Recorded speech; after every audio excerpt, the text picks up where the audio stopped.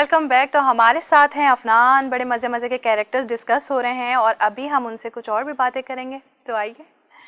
तो अफनान, एक्टिंग के अलावा आप और क्या करते हैं? मीडिया में प्रोडक्शन में भी हैं असिस्टेंट कुछ? जी बिल्कुल। प्रोडक्शंस और ये सब तो मैं फील्ड में कर रहा होता हूँ, लेकिन सबसे पहले मैं आपको ये बताऊँ कि I belong to a gold business family. Showbiz में आने से पहले या मैंने गोल्ड का काम करता था। अच्छा। फैमिली बिजनेस है हमारा।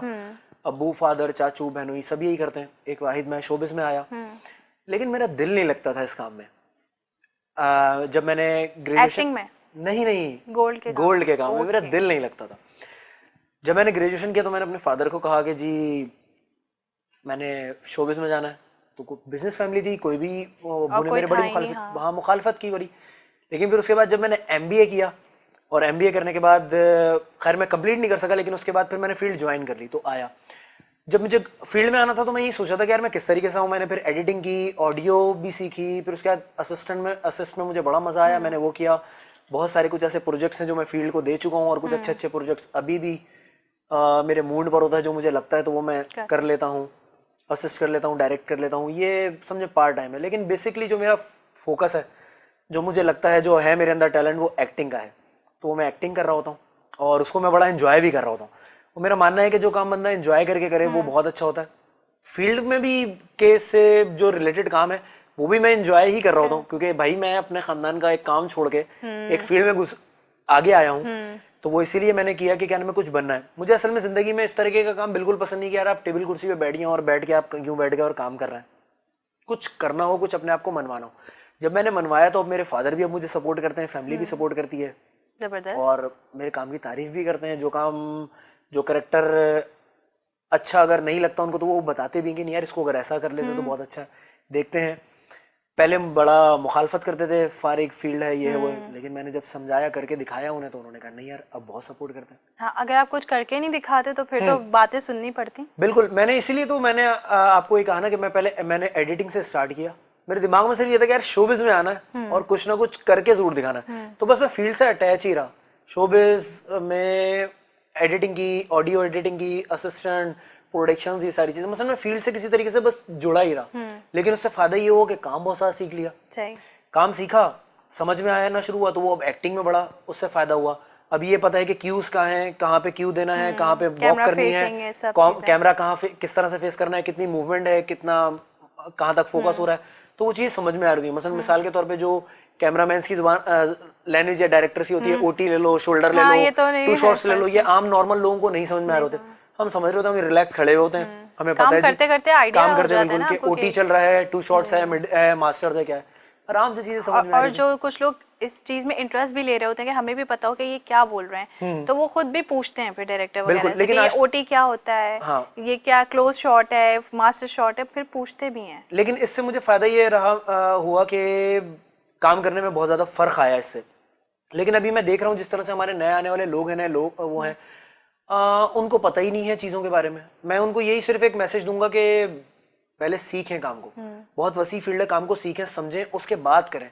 बड़ा मजा आता है काम करने में, लेकिन पहले सीख तो लें। वो मसलन हमारे यहाँ आजकल लोगों को ये है, मैं किसी का नाम नहीं लूंगा, लेकिन मैं ये कहता हूँ कि एक चीज ऑन एयर हो गई ना तो बस वो अपने आप को स्टार समझना शुरू हो जाते हैं। भाई देखें कि हमारे यहाँ, हमारे मुल्क में इतने बड़े बड़े स्टार्स गुजरे हैं और उन्होंने कितनी मेहनत की है, कितना टाइम दिया है फील्ड को। बिल्कुल। सिर्फ उनकी लाइफ ही देख लें, जितना बड़ा बड़ा नाम है, जो लिविंग लेजेंड्स हैं वो, और जितने उन्होंने बहुत टाइम दिया, बहुत काम किया। वो दिन बाय दिन मसलन ऐसे नहीं होगा कि यार अभी आए, चीज ऑन एयर हुई, यूं करके स्टार बन गए। बहुत मेहनत है, और वो अभी भी कह रहे होते हैं।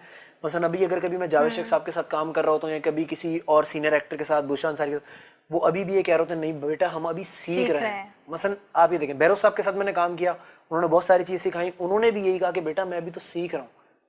तो कितनी बड़ी बात है कि इतने सीनियर एक्टर्स होके भी वो लोग कहते हैं कि हम अभी सीख रहे हैं। बिल्कुल। बैरोज साहब की मुझे एक बात बहुत याद है, और मैं उमन रखता हूँ, और जो लोग मुझसे कह रहे होते हैं कि यार हमें भी जरा थोड़ा सा चांस दें, कुछ करें, तो मैं उनको समझाता हूँ ये बात। बैरोज साहब ने मुझे एक बात समझाई थी कि बेटा शोबिस जिंदगी का सबसे आसान काम है ये काम, और उतना ही जिंदगी का सबसे मुश्किल काम है। बहुत गहरी बात है। मसलन एक्टिंग दुनिया का सबसे आसान काम है, लेकिन उतना ही मुश्किल काम है। मैंने उनसे पूछा कि कैसे। अब मैं इसको समझाता हूँ, शायद लोगों को भी ना समझ में आई हुई बात। देखें, हम एक करेक्टर, अल्लाह ताला ने हमें पैदा किया तो हम प्ले कर रहे हैं, लेकिन एक्टिंग आसान काम है, देखने को लगता है, लेकिन जब आप कोई कैरेक्टर प्ले कर रहे हो तो आप अपनी प्रोफाइल को भूल के आप एक कैरेक्टर प्ले कर रहे हो तो आप उस कैरेक्टर में रच जाते हैं। बिल्कुल। तो इसलिए ये बहुत आसान भी काम है और मुश्किल और उतना ही मुश्किल काम है कि आप कोई किसी कैरेक्टर को डिलीवर कर रहे हैं। बहुत मुश्किल है, लोगों को नहीं समझ में आ रहा तो लोग बस आते हैं, करते हैं, टक टक टक टक। बहुत सारी जगहों पे मैं देख रहा हूँ, लेकिन बस खैर मैं कहता हूँ कि सीखे लोग, सीख के बहुत काम आगे बहुत मिलेगा। फील्ड में बहुत काम है, बहुत चीजें, बहुत टैलेंटेड लोग हैं। आर्टिस्टों से सीखें, कभी कोई बड़ा आर्टिस्ट आपको सिखा रहा होता है जो हमारे सीनियर एक्टर्स हैं, कभी कोई छोटा एक्टर्स भी आपको सिखा रहा होता है। आप किसी भी, कभी मेरी एक आदत है कि मैं कभी भी किसी सेट पे जाता हूँ तो मैं देख रहा होता हूँ कि लोग क्या कर रहे हैं। मेरी एक आदत है, मैं स्क्रिप्ट देखा पढ़ा उसके बाद मैं सिर्फ फॉलो कर रहा होता हूँ लोगों की कौन क्या कर रहा है, कौन क्या कर रहा है। आपको कैमरामैन से सीखने को भी मिलता है, आपको ईएनजी बॉय से, इवन के स्पॉट बॉय से भी आपको सीखने को मिलता है, डे बाय डे सही मिलते हैं। कोई ना कोई इंसान हमें कुछ ना कुछ सिखा ही रहा होता है। बिल्कुल सिखा रहा होता है। एक मैं छोटी सी आपको मिसाल बताता हूँ, अगर मुझे किसी ने बताई थी ये बात, किसी ने कही थी कि अगर आपको एक्टिंग सीखनी है ना या एक्टिंग करनी है तो आप बसों में बैठना और घूमना शुरू कर दें। पहले हमें भी ये बात कैरेक्टर्स मिलेंगे। जी जी जी, आपने पकड़ ली क्योंकि आप एक्टर है ना, इसलिए आपने मेरी ये बात पकड़ ली। पहले मुझे भी समझ में नहीं आई थी, लेकिन फिर उसके बाद मैंने उनसे पूछा कि ये आप क्या बात कह रहे हैं कि यार अगर एक्टिंग सीखनी है तो आप बसों में घूमना शुरू कर दें, बाहर घूमे फिरे, अपने इलाकों में घूमे, रोड पे घूमे।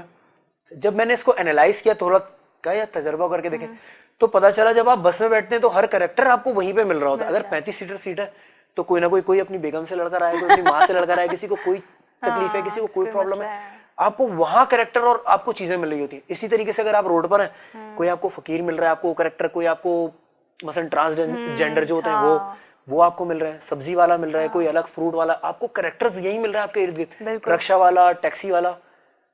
बड़ी काम की बात बताई थी ये मुझे, मैंने ठीक है। तो अब भी इसी तरीके से कभी कहीं पे कोई मैं मार्केट शॉपिंग करने जा रहा होता हूँ, फैमिली के साथ होता हूँ तो आपको मिल रहा होता है। इसी तरीके से कभी पठान टून बोलनी होती है तो कभी कहीं चले जाएं, इस तरीके से बलोची टून, तो ये इसी तरीके से सीखने को मिलती है हमको। सही बात है, हकीकत है ये बात तो। बिल्कुल, कि हमारे आसपास ही इतने कैरेक्टर्स हमें मिल जाते हैं। बिल्कुल, आपको एक्टिंग अपने इर्द गिर्द ही मिल जाती है, अगर आप करना चाहें तो आपको मिल जाएगी, सीखें आप।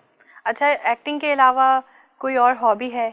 सिंगिंग में कभी इंटरेस्ट रहा? नहीं भाई, मैं सिंगिंग बिल्कुल नहीं कर सकता, मुझे इसका बिल्कुल शौक नहीं है सिंगिंग का, और मुझे बिल्कुल कभी मैंने ट्राई भी नहीं किया। मैं सच बताऊं, मैं अगर कहा जाए कि अल्लाह ताला ने मुझे पैदा किस काम के लिए किया है, तो शोबिस और लाइफ में जिस तरह से अल्लाह ताला ने एंटरटेनमेंट डाल दी है, लवली लाइवली, मसलन अभी आप अभी भी देख रही होंगे कंटिन्यू मेरा पाँव कभी हिल रहा है, कभी हाथ हिल रहा है, तो ये लाइफ में अल्लाह ताला ने एंटरटेनमेंट और मसलन चुलबुला बना कह देंगे डाले। हाँ, जब इसकी भी मैं चुलबुला बने की भी मैं आपको एक चीज बताता हूँ।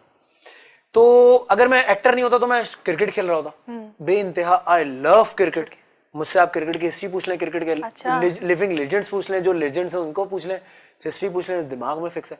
अभी भी अगर मैं रात को शूट पे से आऊं और कोई बहुत अच्छा मैच इंटरेस्टिंग मुझे पता चले कि चल रहा है, तो मैं बैठ जाऊंगा देखने, आराम से देखता रहूंगा। इंडिया बिल्कुल, इंडिया पाकिस्तान का मैच हो मैं बिल्कुल देखता हूँ। पाकिस्तान कहीं पे भी दिख रहा हूँ, मुझे गुस्सा आना शुरू हो जाता है अगर पाकिस्तानी टीम हारना शुरू हो जाए। मेरी अम्मी कहती है कि फिर टीवी नहीं देखा करो, लेकिन वही कि it's a part of life, जिंदगी का हिस्सा है हार और जीत। अब जरा मैंने इसको कंट्रोल करिए, वरना पहले तो ऐसा होता था कि पाकिस्तानी टीम किसी भी टीम के साथ मैच खेल रही है और हारने शुरू, वो मुझे तो बड़ा सख्त गुस्सा आना शुरू हो जाता। तो मेरी वालदा मुझे कहती थी बेटा नहीं देखा करो मैच। मैं बस इतना क्रेज है मुझे क्रिकेट का। अच्छा, अब गुस्से से मुझे ये बात पूछनी कि अफनान बाय नेचर गुस्से का तेज है, कैसा है? देखें, अगर किसी मर्द को गुस्सा ना आए तो ऐसा हो ही नहीं सकता। शुक्र आपने ये नहीं कहा कि तो वो मर्द ही नहीं। नहीं, ये वाली बात नहीं, लेकिन ऐसा हो ही नहीं सकता। लेकिन ये कहा जाए कि उसको कंट्रोल करना और उसके ऊपर आपने क्या गुस्से पे आप हावी हो जाए, वो चीज़ अब सीख ली है तो अब हो जाता है। आता है गुस्सा, मैं भी इंसान हूँ, और ये ह्यूमन साइकोलॉजी है या ह्यूमन नेचर आप समझेंगे, अल्लाह ताला ने बनाई है कि मर्द औरत जो भी उसको गुस्सा आता है। लेकिन एक बात और मैं भी मानता हूँ कि अगर किसी अपने पे गुस्सा आता है ना, तो आप ये समझ लें जिसको गुस्सा आ रहा है वो आपके साथ बहुत ज्यादा सिंसियर है। जिस पे आपको गुस्सा आ रहा है तो बिल्कुल आप उसके साथ बहुत ज्यादा सिंसियर है। किसी अपने पे ही गुस्सा आता है, किसी गैर पे थोड़ी आता है। हाँ, ये भी बात है। बिल्कुल है। अब किसी अपने की ही बात बुरी लगती है, गलत लगती है, तो उसी पे गुस्सा आता है और आप उसी को समझा रहे होते हैं बिला वजह या बेवजह, बात पे। इस तरीके की मेरी आदत नहीं। मैंने आपको कहा ना कि आई एम लवली लाइवली, मैं लाइफ को एंजॉय करता हूँ। हाँ, गुस्सा आता है, लेकिन ऐसा नहीं कि बात पे गुस्सा आ जाए कि अगर घर में कोई बैठा हुआ है, इधर क्यों बैठे हो, कपड़े इधर क्यों रख दिए, मैं वरीन बात तो नहीं पे, मैं तो इनको, बल्कि मैं अपने घर में अगर नहीं होता तो मेरी वालदा मुझे कह रही होती है कि घर में हमारे एंटरटेनमेंट नहीं है। मसलन मैं कभी किसी बहन को तंग कर दिया, कभी मैं अपने भांजा भांजियों को भी तंग कर रहा होता हूँ जी। वो रौनक नहीं होती होगी ना, रौनक नहीं होती, बस बिल्कुल इसी तरीके से रौनक आप हो घर की, ये कह सकते हैं बिल्कुल। अच्छा, अफनान कितने बहन भाई हो आप? मेरी माशाल्लाह 3 बहनें हैं और मैं एक इकलौता हूँ अपने। इकलौते हैं, बिल्कुल। तभी जो है रौनक है घर अरे की, रौनक, बिल्कुल। मैं अपने घर का वालिदा का, बहनों का बहुत ज्यादा चाहता हूँ। छोटे? मैं नहीं नहीं, मैं सेकंड नंबर पर हूँ। फर्स्ट मेरी बहन है, वो माशाल्लाह मैरिड है। सेकंड है, वो भी मैरिड है। एक छोटी है, वो भी मैरिड है। लेकिन सब अल्लाह का शुक्र अपनी लाइफ में सेट है। मैं सेकंड नंबर पर हूँ। बट अफनान मैरिड नहीं है। नहीं। अब इस ये थोड़ा सा इस पे नजर जी जी, बताएं, बोलें कुछ। हाँ, कि आप क्या प्लान है शादी का, क्यों नहीं की? शादी का प्लान है, अभी लाइफ में बहुत कुछ करना है, बहुत आगे जाना है। लेकिन शादी भी करनी है, ये it's a part of life और बहुत जरूरी है। और बंदा कंप्लीट ही नहीं होता है, मेरा मानना है। लेकिन मैं प्रेफर करता हूँ अरेंज मैरिज के मुकाबले में लव मैरिज। क्यों लव मैरिज? इसलिए कि एक तो सबसे इंपॉर्टेंट चीज इस वजह से मैं कहूंगा कि मेरे दादा और दादी ने लव मैरिज की। अरे, और उसके बाद मेरे खानदान में किसी ने लव मैरिज नहीं की। इसलिए मुझे हमेशा लाइफ में वो काम करने में बड़ा मजा आता है जो कभी किसी ने ना किया और आप करें तो। और मसलन मेरा स्टाइल है लाइफ में कि मैं कहता हूँ सुपर, बल्कि सुपर से भी थोड़ा सा ऊपर ना, उस जगह पे बंदे को फिट होना चाहिए। यानी अफनान अपने दादा के नक्शे कदम पर चलना जी जी, मैंने ये सोची है। ये मैं आज लाइफ में पहली बार ये बात बता रहा हूँ।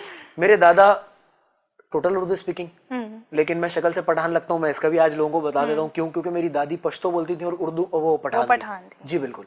और मेरे दादा दादी की लव मैरिज थी। और इत्तेफाक देखें, जैसे मैं इकलौता, मेरे दादा अपनी इकलौते और मेरी दादी भी इकलौती। अरे जी बिल्कुल।